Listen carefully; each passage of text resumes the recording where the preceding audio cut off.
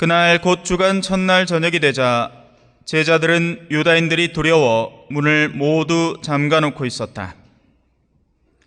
그런데 예수님께서 오시어 가운데에 서시며 평화가 너희와 함께 하고 그들에게 말씀하셨다. 이렇게 말씀하시고 나서 당신의 두 손과 옆구리를 그들에게 보여주셨다. 제자들은 주님을 뵙고 기뻐하였다. 예수님께서 다시 그들에게 이르셨다. 평화가 너희와 함께. 아버지께서 나를 보내신 것처럼 나도 너희를 보낸다. 이렇게 이르시고 나서 그들에게 숨을 불어넣으며 말씀하셨다. 성령을 받아라. 너희가 누구의 죄든지 용서해 주면 그가 용서를 받을 것이고 그대로 두면 그대로 남아있을 것이다. 12 제자 가운데 하나로서 쌍둥이라고 불리는 토마스는 예수님께서 오셨을 때 그들과 함께 있지 않았다. 그래서 다른 제자들이 그에게 우리는 주님을 배웠소 하고 말하였다. 그러나 토마스는 그들에게 나는 그분의 손에 있는 못자국을 직접 보고 그 못자국에 내 손가락을 넣어보고 또 그분 옆구리에 내 손을 넣어보지 않고는 결코 믿지 못하겠소 하고 말하였다. 여드레 뒤에 제자들이 다시 집안에 모여 있었는데 토마스도 그들과 함께 있었다. 문이 다 잠겨 있었는데도 예수님께서 오시어 가운데에 서시며 평화가 너희와 함께 하고 말씀하셨다. 그러고 나서 토마스에게 이르셨다. 너희 손가락을 여기 대보고 내 손을 보아라. 너희 손을 뻗어 내 옆구리에 넣어 보아라. 그리고 의심을 버리고 믿어라. 토마스가 예수님께 대답하였다. 저의 주님, 저의 하느님. 그러자 예수님께서 토마스에게 말씀하셨다. 너는 나를 보고서야 믿느냐? 보지 않고도 믿는 사람은 행복하다. 예수님께서는 이 책에 기록되지 않은 다른 많은 표징도 제자들 앞에서 일으키셨다. 이것들을 기록한 목적은 예수님께서 메시아시며 하느님의 아드님이심을 여러분이 믿고 또 그렇게 믿어서 그분의 이름으로 생명을 얻게 하려는 것이다. 주님의 말씀입니다.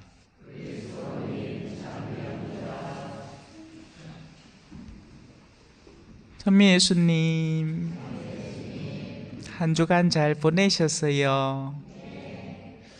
원래 부활은 기쁨의 시기라서 사제도 흰옷을 입고 모든 대형 방송도 8일 내내 지난주부터 해서 부활 당일부터 해서 오늘까지가 8일 축제인 거죠.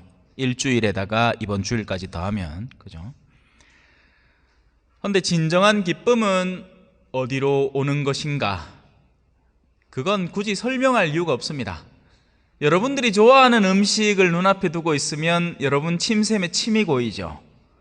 예를 들어서 전라도 출신인 사람이 홍어를 눈앞에 두고 있다. 어떻겠어요? 야, 요거 제대로 익었는데 요거 입에 여면 막 싸한 느낌이 아주 그냥 장난 아니겠구먼. 이렇게 느낄 겁니다. 그죠? 근데 우리 꼬맹이들 한 명 딱 데려다 놓고 얘야 이거 우리 삼촌이 엄청 좋아하는 음식인데 맛 한번 봐봐 해갖고 홍어를 한 줌 입에 넣어줬어. 뭐라 할 것 같아요? 한 사람에게는 그냥 보는 것만으로도 그 향 맡는 것만으로도 그리움이 그득하고 자신의 옛 추억이 막 떠오르고 하는 음식을 다른 누군가에게는 뭐가 되죠? 순식간에 괴로움이 되어버립니다. 지금의 이 미사도 마찬가지라고요. 이 미사 자체가 설레임과 기쁨과 왠지 가고 싶고 만나고 싶은 그런 자리인가 하면 누군가에게는 울며 겨자 먹기로 어쩔 수 없이 뭔가 해치워야만 하는 어떤 직무처럼 되어 있는 겁니다. 그래서 기쁨은 어떻다? 속일 수가 없다. 우리 존재의 본질에서 우러나오는 것이기 때문에 그렇습니다. 우리 주부님들, 주부 역할을 하는 분들, 여기엔 저도 포함되죠. 저도 지금 빨래 돌려놓고 왔어요. 고무장갑 뭘 뭐 해야 됩니까? 떡떡하게 붙어있던 고무장갑을 이 주둥이를 떡 대고 불잖아. 그죠? 손 집어 이렇게 씌우라고. 그러면 공기가 욱 들어가갖고 엄지손가락부터 새끼손가락까지 빠바바바바박 펴지죠? 알죠? 그 느낌. 몰라요? 훅 얼마나 빠바바박 펴진다고. 안 가면 안 불고 여마 손이 잘 안 들어가. 한번 빡 불어주고 쫙 여마 손이 쫙 들어가. 그러다 면장갑 딱 끼고 여면 더 잘 들어가. 알죠? 요거. 기쁨은 그렇게 퍼져나가는 겁니다. 지금 예수님은 부활하셨고 당신은 굉장히 기쁜 거예요. 그래서 가는 곳마다 평화가 여러분과 함께 하고 인사를 합니다. 그러면 그 기쁨에 동참하는 이들의 마음은 절로 평화를 얻게 되고 기뻐지게 되죠. 대표적인 게 지금 오늘 이 복음의 초창기가 어떻게 되어 있습니까? 제자들은 유다인들이 두려워 문을 모두 잠가놓고 있었던 겁니다. 두려움을 겪는 사람의 특징입니다. 홀로 고립되고 문을 잠그고 대화도 안 하고 막 숨어 들어갑니다. 그게 두려움의 상징이에요. 그리고 그 두려움은 악마가 참 좋아하는 것이죠. 그래서 공포 영화는 두려움이라는 장치를 이용하는 겁니다. 그리고 악마는 공포를 조성을 하는 거예요. 돈 못 벌면 어쩔까? 비트코인 폭락하면 어쩔까? 그죠? 주식 값 떨어지면 어쩔까? 지금 하는 사업이 안 되면 어떨까? 대학 못 들어가면 어떡할까? 내 살다가 건강을 버리면 어떨까? 살다 죽으면 어떨까? 막 온갖 것들이 모두 두려움으로 그들을 함몰시켜 버리는 겁니다. 그런 가운데 예수님은 당당한 생명으로 제자들에게 숨을 불어 넣어주시는 거죠. 이렇게 이르시고 나서 그들에게 숨을 불어 넣으며 말씀하셨다. 뭐 사람 입마다 이래 갖다 대고 뭐 남미처럼 뭐 키스를 진하게 하나? 프렌치 키스를? 아니에요. 성령이 불어 넣어진다는 겁니다. 지금 제가 이 강론대에서 여러분에게 의도하는 바도 마찬가지입니다. 제가 여러분에게 뭘 줄 수 있겠어요? 저에게는 금이나 은이 없습니다. 제가 여러분에게 줄 수 있는 것은 성령의 불어넣음인 거죠. 그걸 받든지 말든지는 여러분 몫이고 내가 알아서 나는 하여튼 성능 좋은 왜 이 청소하는 거 있잖아요. 그죠? 낙엽 청소하는 거 블로어라고 하죠. 그거 막 이 배터리 새 하나 딱 갈아 껴놓고 불만 왱 하고 나간단 말이야. 그러면 뭐 나뭇잎들 약한 거는 하고 막 날라댕기. 그런데 그 와중에 돌은 어때? 뗀뗀하게 안 움직이죠? 부는 사람 잘못입니까? 돌 잘못입니까? 돌 잘못이지. 쥐가 무게를 그렇게 마음속에 심어놨는데 마음에 지금 꽂혀있는 생각이 온통 세속적인 영역 속에 묵직한 마음들 뿐인데 암만 성령을 불어대봐야 그게 난리난 말이라. 안 그래요? 참 우리 성당은 참 돌들이 많습니다. 암만 불어도 끼꾸도 없다. 계속 해봐라. 그래. 제자들은 두려움에 사로잡혀 있었습니다. 왜 그럴까요? 지금 유다인들이 장난 아니거든요. 그 장면을 직접 목도했거든. 그 군중들 속에 섞여서 구경했단 말입니다. 뭐라 했는데요, 군중들이? 십자가에 못 박으시오! 저놈의 인간 잡아 죽이시오! 그러면 저 인간만 잡아 죽이겠어요? 아니죠. 그 추종자들도 다 죽여야 하는 겁니다. 그들의 광기라는 건 어마어마하거든요. 그래서 유다인들한테 잡혀 죽을까봐 두려운 겁니다.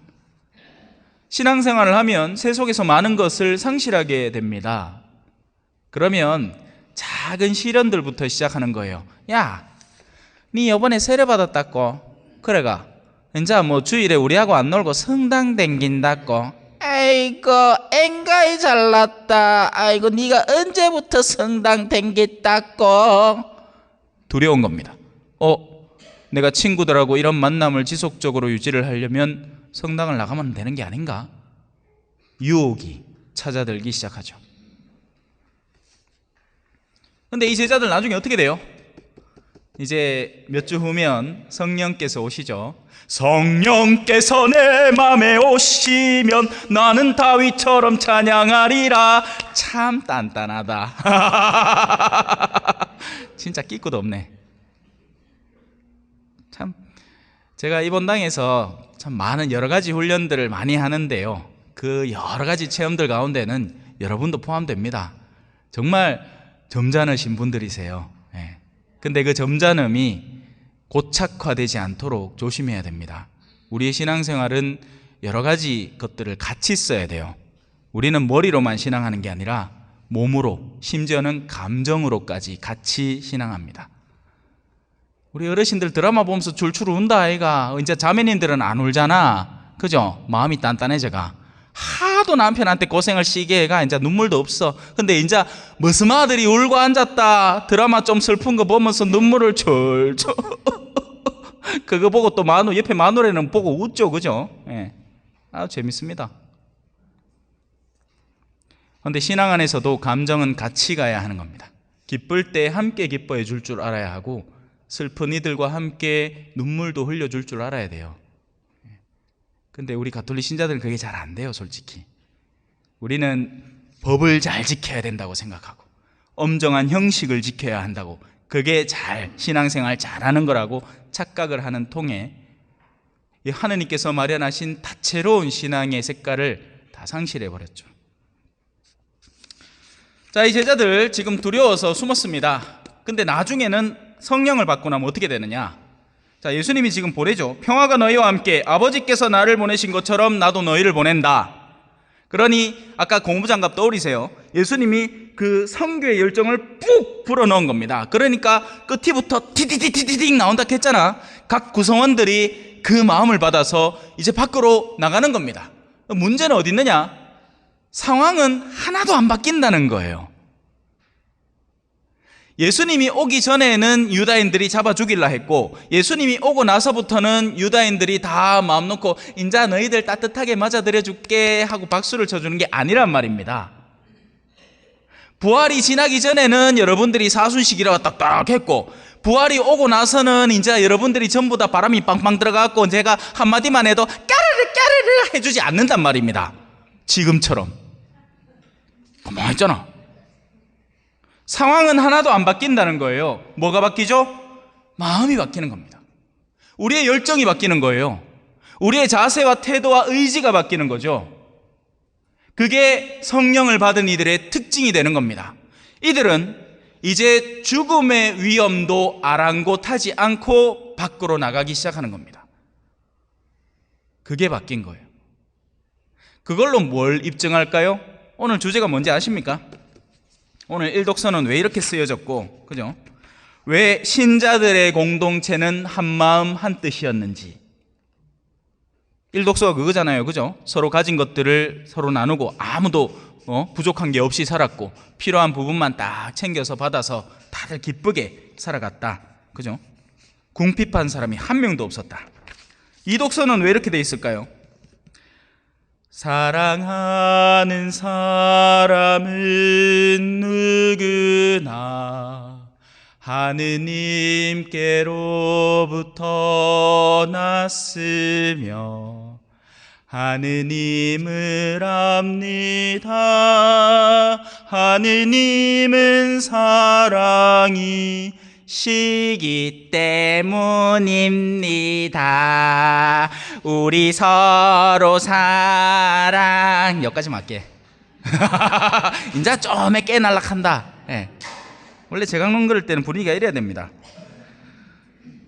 사랑하는 여러분, 예수님께서 그리스도이심을 믿는 사람은 모두 하느님에게서 동등하게 태어난 사람입니다. 오늘 새벽에 벽진에 가서 이 강론을 열심히 했어요. 한 몸이라는 거죠. 한 고무장갑 덩어리라는 겁니다. 그 안에 들어있는 공기는 똑같은 사람이 불어넣은 똑같은 공기가 쫙 퍼져나가는 거예요.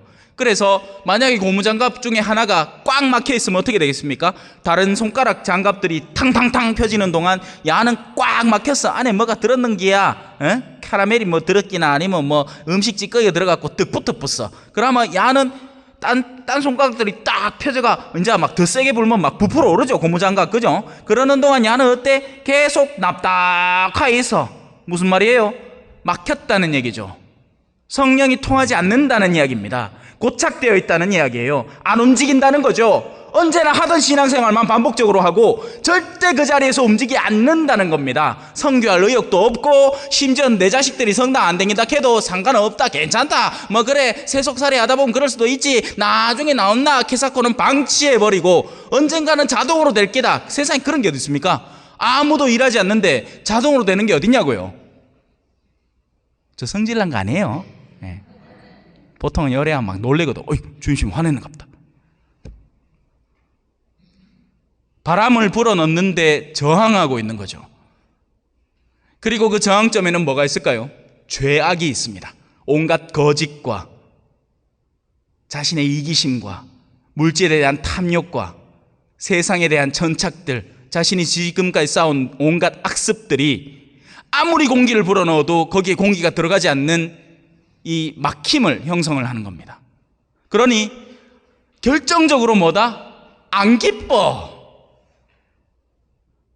안 기쁘단 말입니다. 암만 할렐루야를 외쳐와야 그거는 너희들끼리 외치는 기고, 나는 지금 고민이 많은데 지금 이 돈을 어디서 구해갖고 이걸 메꿀까? 막 지금 고심이 막 장난 아닌기라 기쁘지 않아. 그리고 그 기쁘지 않음은 사실 지금 여러분들의 표정에 다 적혀 있습니다. 왜? 기쁜 사람은요 황홀해 하거든요. 기쁜 사람은 나를 영원으로 이끌어 가실 주인에 대한 그 모습만 봐도, 그 목소리만 들어도 황홀해 한단 말입니다. 사랑에 빠진 남자 여자 봤어요? 돌아봅니다. 야들 뜯어말릴 수가 없어. 로미오와 줄리엣 알잖아, 그지요? 에? 난리 북새통입니다. 부모지간에 왼수가 지갖고 니 다시는 그 깜찍이핀데 걔도 막 담벼락을 기어 올라갖고 뽀뽀하면 하려고, 그죠? 에? 타이타닉 알잖아, 타이타닉. 다다다 다라다라다다 가들 왕쾌 사랑 함께, 사랑 함께 그 추운데 머스마하는 물속에 들어가 잘각하고 막 가쁘고 쫙쫙 부른다 아닙니까? 타이타닉 못 본 사람 없잖아. 이 나이 때 못 보셨나? 우리 어르신들 못 봤을 수도 있겠다. 그래요. 그렇게 해서 성령이 통해야 하는데 그 통하지 않는 핵심에 뭐가 존재할까요? 바로 불신이 존재하는 겁니다. 못 믿겠다는 거예요. 못 믿겠, 전마저 못 믿겠다 이겁니다. 정말 뭐 내가 저를 왜 믿노? 사람은요 합리성이 있어서 믿는 게 아니라 믿기 때문에 합리성을 부여합니다. 인간은 그런 존재예요.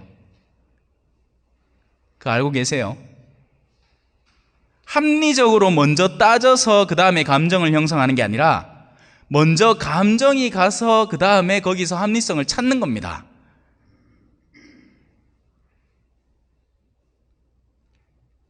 믿지 못함은 우리의 내면에 크나큰 장벽을 형성하는 겁니다. 자, 그럼 결정적으로 어떤 일이 벌어질 것인가? 안 믿을 수 있죠. 대신에 안 믿으면 바람이 안 들어가겠죠. 거기가 막혀 있으니까, 믿음이란 통로가 막혀 있으니까 주님이 불어넣으시려는 바람이 안 들어갑니다. 그럼 어떤 일이 벌어지나요? 이런 일이 벌어집니다.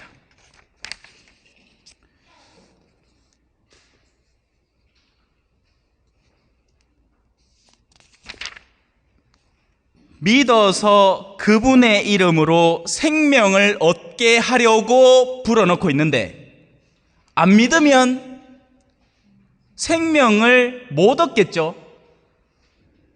지금 여기서 말하는 생명은 우리의 이 숨쉬고 있는 이 생명이 아닙니다. 이건 누구나 갖고 있다가 나중에는 다시 돌려드려야 돼요. 그러려고 받은 거니까. 하느님은 모든 생명들을 1차적으로 앗아가실 겁니다. 그게 죽음이라는 거예요. 그런데 지금 여기서 말하는 생명은 영원한 생명이란 말이에요. 믿지 않으면 영원한 생명을 못 받는다는 이야기죠. 그래도 나는 상관없다. 그럼 괜찮아요. 쿨하게 살면 돼. 그래서 그런 사람들의 최종 결론은 뭐죠? 자살이죠. 어차피 한생 살다가 모두가 원소가 되어 흩어져 버릴 거, 허무주의에 빠지는 겁니다. 그걸 유물론, 세상에는 오직 물질만 존재한다는 사상인 거죠. 현대의 젊은이들이 굉장히 많이 사로잡혀 있는 사상입니다. 근데 참 멍청하죠. 그런 유물론 속에서도 또 사주나 점은 억시 잘 봐. 희한해요. 타로도 보고 막 하느님은 안 믿는다 하면서 그 영험한 힘들은 또 억시 믿고 싶은가 봐. 근데 정식 루트로 안 믿고 엉뚱한 데 갖다 찾고 있는 거예요. 그러니까 그 루트로 누가 들어오겠어요? 더러운 영들이 들어옵니다. 그리고는 우리의 욕구를 더 강화시켜버리죠. 사주 왜 봅니까? 점 왜 쳐요? 내가 지금 요 사업을 성공을 시켜야지 내가 돈을 한탕을 버는데 이게 될까 안 될까 고민이 많은 기라. 그러면 누구한테 물어봐야 되겠어요? 신부님한테 갖다 물어보다 호통을 받을 거거든. 어디 그딴 걸 걱정을 해갖고 내한테 와갖고 질문을 하는겨. 내 그럴 사람은 아니지만, 예? 근데 그럴 느낌을 다들 갖고 있나 봐. 신부님 곁에 근처도 안 와. 밥 먹는데도 근처도 안 와. 안 앉을락해. 예. 그러니까 갖다 묻기 쉬운 누구한테 간다? 요런 흔들은요, 대나무 세안온 아줌마한테 가는 기라. 보자. 올해는 된다. 뭐 이렇게 샀는다. 별 희한한 짓거리들을 다 하고 있습니다. 그렇죠?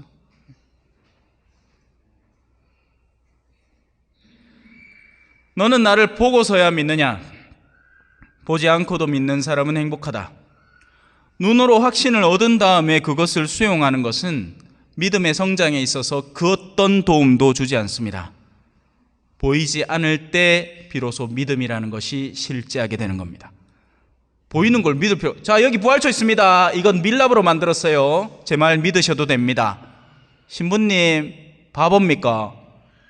요 눈에 떠 보이는데 색깔이 니리끼리한 거 보이긴 해. 밀랍 맞구만. 그 비상입니다, 신부님. 에? 그래서 사람들은 값비싼 돈 주고 얻는 것들은 확고히 신뢰하죠. 아니에요. 진짜 믿어야 할 분은 그 의지가 맑고 깨끗한 분을 믿어야 됩니다. 하느님을 믿을 줄 알아야 돼요. 세상은 여러분들의 뒤통수를 칠 겁니다. 많은 것들을 보장해 주는 듯. 지금 막 선거한다고 바쁘죠? 예? 저 사람들 뭘 향해 달려가고 있는 거예요? 저 사람들도 나름대로 뭘 믿고 있습니다. 뭘 믿을까요? 권력의 힘을 믿습니다. 그래서 지금은 우리가 힘이 있기 때문에 밖에 온 동네 돌아다니며 바쁩니다. 안녕하십니까? 번호 몇 번 꼭 부탁드립니다. 난리 북새통이죠. 선거 끝나고 나면 어떻게 될 것 같아요? 뭐간지 빳빳하해가 니네 언제 만나다. 그러고는 저 뒤에 골프채나 실어갖고 막 열심히 골프나 치러 다니겠죠. 나란 일은 뒤로 다 밀어놓고.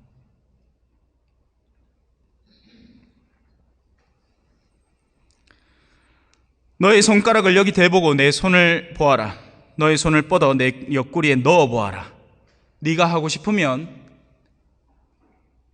내가 너의 창조주이자 하느님이지만 네가 원한다면 원하는 만큼 살펴보도록 내가 너를 허락하마. 내가 너를 다 주마. 원하면 내가 음식이 되어서 너희 입에 들어가마. 씹어 삼켜라.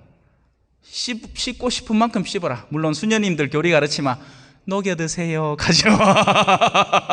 근데 원래 음식으로 주어진 거기 때문에 악한 의도로 일부러 막 예수님 한번 당해 보이소 하지 않는 이상은 씹어 드셔도 됩니다. 예. 원래 씹어야 음식이죠. 예. 그리고 의심을 버리고 믿어라. 제발 내가 너희에게 생명을 불어넣고 싶은데 이거 막지 말아도 이거 뚫려야지 너희가 그 안에 공기가 찬다. 제발 의심 좀 하지 마라. 자, 하나만 더 설명하고 마무리할게요. 예수님께서는 세상에 오셨는데 그 오심을 이 독서의 마지막 부분에 이렇게 설명합니다. 물만이 아니라 물과 피로써 오셨다. 이걸 오늘 새벽 미사 때 얘기하다가 물 설명만 잔뜩 하다가 피 설명을 못했어요. 물은 정화를 의미합니다. 물은 씻어냄을 의미해요. 그래서 우리가 회개를 하는 데에는 어둠의 요소들을 씻어낼 필요가 있습니다. 그러면 1차로 준비가 되는 거예요. 하지만 거기서 멈추지 않습니다. 이거 굉장히 중요한 사안이에요. 조금이라도 신앙에 관심이 있고 이미 정화의 영역을 건너선 사람들이 들어야만 하는 이야기입니다. 정화로서 만족하고 가만히 있으면 안 됩니다. 그러면 어떤 일이 벌어지느냐? 또다시 유혹당하고 또다시 죄를 짓고 또다시 더럽혀지게 돼요. 그러면 계속 물로 씻는 것만 반복할 뿐입니다. 씻었다가 깨끗해졌다가 다시 죄 짓고, 씻었다가 깨끗해졌다가 다시 죄 짓고. 아니에요. 뭘 해야 되느냐? 피로써 오신 예수님을 믿어야 됩니다. 피는 어떤 것을 의미할까요? 피가 그냥 납니까? 찢겨야 나고 물어뜯겨야 나고 내가 피를 흘려내야 나는 거죠. 체했을 때 나죠. 그죠? 이거 뽕 따잖아. 피는 억지로 내야 나는 겁니다. 물은 외부에서 와서 나를 씻어내는 거고 피는 나에게서 나오는 거죠. 무슨 말이냐?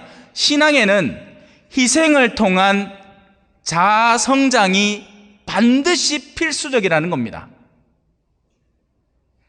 맨날 나오는 주일 미사만 나오니까 대지에 이건 뭐다? 그냥 물로 그냥 갖다 씻는 거예요. 맨날 보는 판곡만 반복적으로 본다. 물로 반복해서 씻는 것 뿐입니다. 거기서 멈추면 안 돼요. 신앙은 봉사의 영역이 있어야 되고 희생의 영역이 있어야 되고 선교의 영역이 반드시 필수적으로 동반되어야 됩니다.